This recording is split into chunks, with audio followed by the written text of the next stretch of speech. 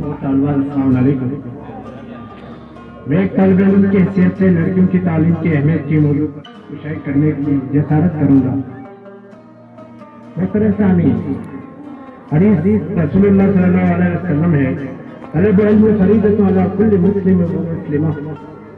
इल्म हासिल करना मुसलमान मर्द पर फर्ज है। एक मारूफ हदीस है और इस हदीस को अक्सर लोग हर जगह कोट करते हैं, लेकिन हम कभी इस हदीस पर अमल करने के बारे में नहीं।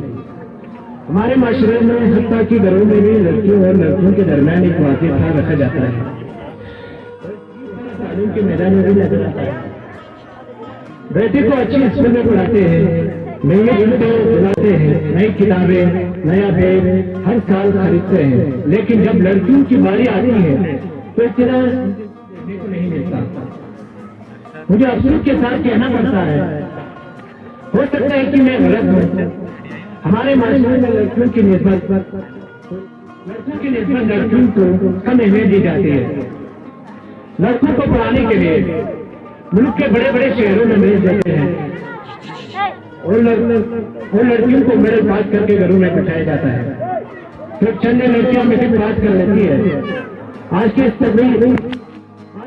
अपने दौर में भी हमारे सोच पुराने आदत वाले की जैसी है, जो लड़कियों और लड़कियों के लिए एक अलग मेयार रखते हैं। अगर एक फर्ज जाए तो इसका फायदा सिर्फ इसी शख्स में होता है, लेकिन अगर एक औरत पढ़ लिख जाए तो पूरे खानदान और माशरे के लिए साबित होगा।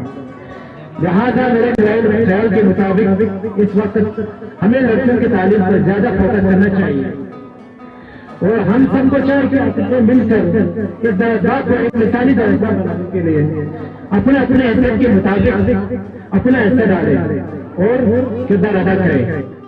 वक्त की तंगी की वजह से और मैं